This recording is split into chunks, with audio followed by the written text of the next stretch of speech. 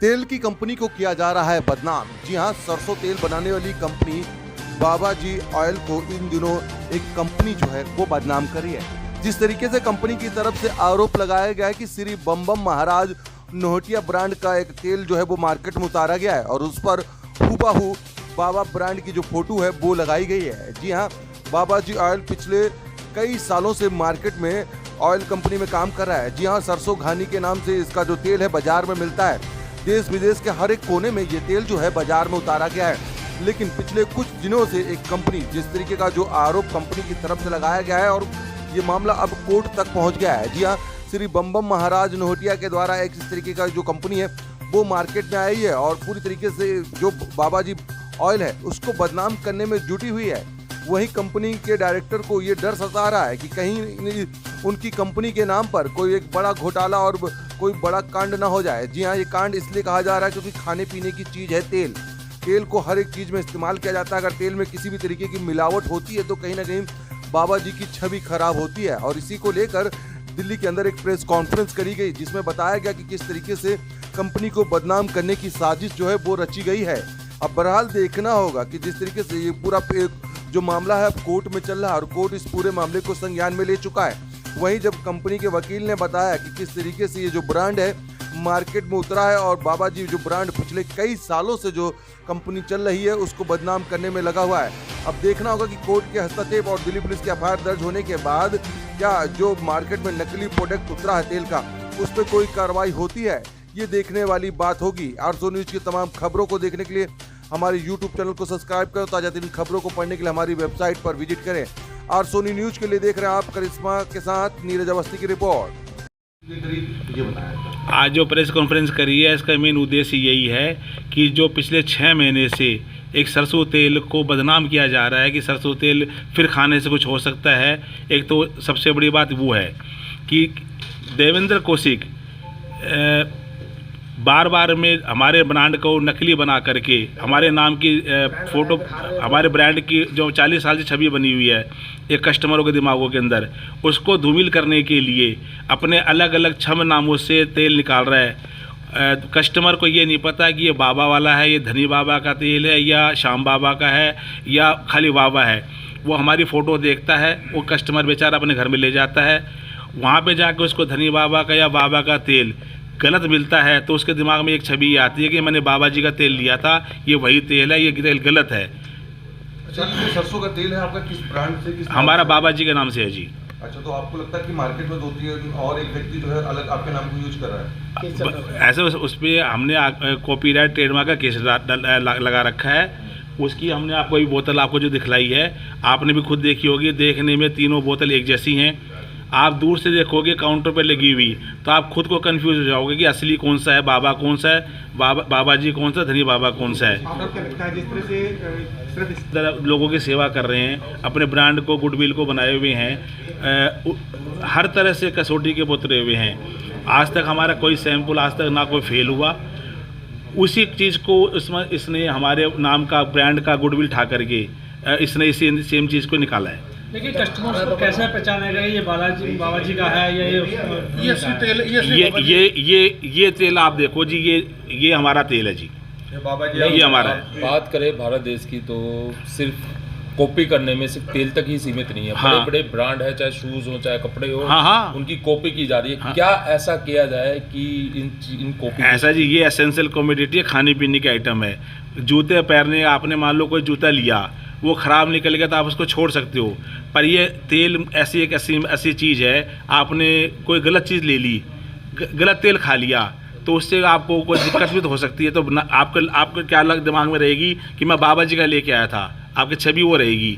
वो ख़राब करने की हमारी उन्होंने साजिश रची हुई है। भारत देश में जिस तरीके से पहले जो सरसों का तेल यूज़ करने की कोशिश की है भारत देश, यही तो हुआ है जी। पिछले आप देखो ना, अभी हमारे पत्रकार साहब ने, हमारे वकील साहब ने, हमारे प्रधान जी ने, इन्होंने सबको आपको यही तो बात बताई कि 98 के अंदर सरसों का तेल था 35 रुपये किलो और पामोलिन था 15 रुपये किलो। उस टाइम को पामोलिन को तेल को प्रमोट करने के लिए इंडोनेशिया या बाहर की बड़ी कंपनियों ने जो साजिश रची, जो ड्रॉपसी का जिसको नाम दिया, ड्रॉपसी का नाम देकर के उसको बदनाम इतना कर दिया कि हर घर में लोगों ने जो अपने घरों में अचार तक बना रखे थे, डर के मारे जो 15 साल से 20 साल से 10 साल का अचार जो था वो भी लोगों ने बाहर फेंक दिया। क्या वो ख़राब हो गया था? नहीं, पर उनके मन में डर इतना बैठ गया था कि कहीं ऐसा नहीं हो कि ये सरसों तेल जो मेरा अचार डला हुआ है इसमें जहर बन गया हो। एक आखिरी अच्छा, सवाल जिस है। तरीके से बाबा नाम से आपका प्रोडक्ट है, उसके बाद बम बम का नाम से अगर जो व्यक्ति लाना चाह रहा है वो कौन है और क्यों आपके नाम को मिसयूज करना चाह रहा है? यही बात तो हम समझना चाह रहे हैं कि वो हमारे पीछे क्यों लगा है, या हमारे को मोहरा बना करके वो किस चीज़ की साजिश रचना चाह रहे हैं, क्या करना चाह रहे हैं। इसी तहकीकात के लिए बाबा के आगे बम बम लिखेगा, ऐसा है जी। उन्होंने हमारे को व्हाट्सएप के माध्यम से, पत्र के माध्यम से या और लोगों के माध्यम से ये बार बार में हमारे को ये जताते रहते हैं कि तुम एक ब्रांड को बंद करोगे तब दूसरों को करोगे, हम तीसरा निकालेंगे, हम चौथा निकालेंगे। तो वो ऐसा क्यों करना चाह रहे, यही बात हम उनसे पूछना चाह रहे थे। कि आपको ब्लैकमेलिंग करने का उनका कोई टारगेट है? हाँ बिल्कुल, आप सही कह रहे हो जी, ये बात आप सही कह रहे हो आप कि ये असली टारगेट ये भी हो सकता है, ब्लैकमेलिंग का भी हो सकता है। ब्लैकमेलिंग का नहीं हो तो हमारे ब्रांड को धूमिल करने की साजिश है, हमारी गुडविल खराब करने के लिए। सर आपने बताया FSSAI का उस पर कार्रवाई हुई है? देखो जी, ऐसा हमने डिपार्टमेंट को लिख के दिया है, डिपार्टमेंट भी अपनी कार्रवाई कर रही है। अब उसके नतीजा कब आएगा ये नहीं कह सकता जी। टाइम से ये मार्केट के अंदर है? ये अक्टूबर के अंदर ये आया था जी, अब मार्च चल रहा है, 6 महीने हो गए। अच्छा, जिस तरीके से आपका ये प्रोडक्ट है जो बाजार में क्योंकि खाने पीने की चीज़ है जिसमें इस्तेमाल होता है तेल, आपको कितना डर लग रहा है? क्योंकि पूरे ऑल ओवर इंडिया से लेके कहीं भी जाता होगा तेल, तो लगता है कि कहीं लोगों के इसके जान के साथ भी खिलवाड़ किया जा सकता है। देखो जी, यदि सरसों तेल एक औषधि के रूप में होता है, एक दवाई के रूप में है। सरसों तेल से बढ़िया तो कोई तेल आज तक हुआ नहीं है, चाहे कोई भी तेल आ जाए।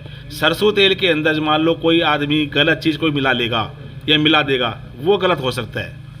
ड्रॉपसी कांड में भी यही हुआ था जी कि लोगों ने इसको बदनाम इस तरह से करवाया कि इसके अंदर आर्जुमिन है, जबकि आर्जुमिन चीज़ की आज तक कोई चीज़ निकल के नहीं आ पाई। पर सरकार के पास कोई नाम नहीं था आर्जु या जो ने इसको फेल करे, क्या नाम दें, उन्होंने आर्जुमिन का नाम दे दिया। आपको लगता है कि जो खासकर जो सरसों का तेल है हर घर में यूज होता है, कहीं ना कहीं लोगों के स्वास्थ्य से खिलवाड़ किया जा रहा है, कि सरकार को इस पर संज्ञान लेना चाहिए?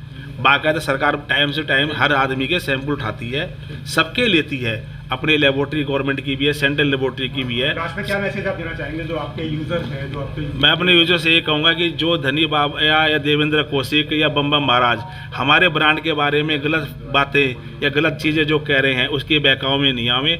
आप 40 साल से हम आपकी सेवा में लगे हुए हैं, हमारी सेवा में कोई कमी रहे आप हमें कोई कंप्लेन हमें बताइए, पर देवेंद्र कौशिक या बम बम महाराज की बातों में मत आइए। ठीक एडवोकेट पीयूष जी, किस तरीके से आप इस कंपनी के मुद्दे को लेकर आप फाइट कर रहे हैं और अभी तक कानूनी प्रक्रिया क्या क्या हुई है उसके बारे में बताएं। जहाँ तक ये अभी तक समझ में आया है, इनिशियली हमें लगता था कि ये कॉपीराइट ट्रेडमार्क का मुकदमा है और एक बाबा जी जो एक पुराना इस्टेब्लिश दिल्ली का ब्रांड है और दिल्ली में और हरियाणा में और कहीं NCR के स्टेट्स में इनका माल कहीं पिछले 40-50 साल से सप्लाई होता जा रहा है। तो इनकी एक अच्छी मार्केट में पकड़ है और इनकी अच्छी एक गुडविल है, रेपुटेशन है कि हाँ भाई एक जेन्युइन मस्टर्ड ऑयल जो सरसों का असली कच्ची खाने का तेल है वो जेन्युइन मार्केट में लोगों तक पहुँचाते हैं। तो उसकी उनकी गुडविल को यूज़ करने के लिए ये इस तरह के काम किए जा रहे हैं। लेकिन जिस तरीके से ये एक के बाद एक चीज़ें निकल के आ रही हैं कि पहले बनाया गया धनी बाबा, उसमें धनी छोटा कर दिया, बाबा जिनका नाम है वो बड़ा और धनी छोटा।